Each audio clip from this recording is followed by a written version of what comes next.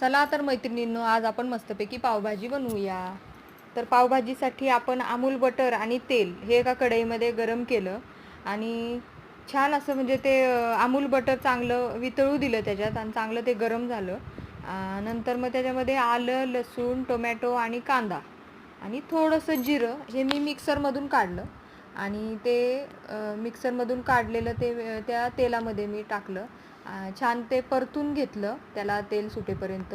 तशा पण आपण नॉर्मली ज्या भाज्या बनवतो त्याला म्हणजे असं तेल सुटेपर्यंत जर छान भाजल्या त्या मसाले तर आपल्या भाज्या छान होतात.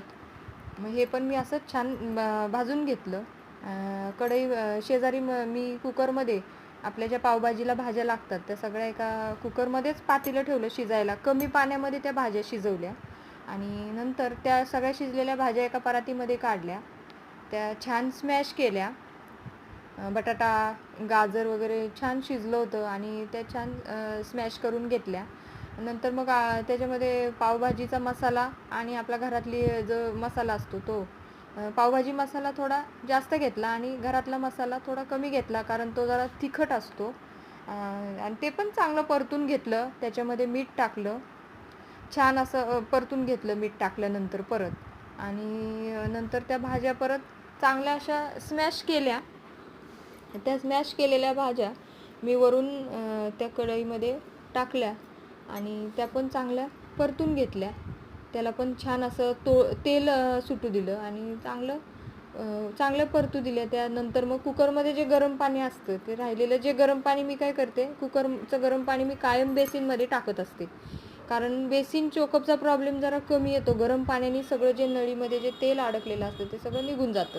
सही डाळ भात जरी लावलं तरी ते पाणी मी कायम गरम पाणी ते बेसिनमध्ये टाकत असते त्यासाठी.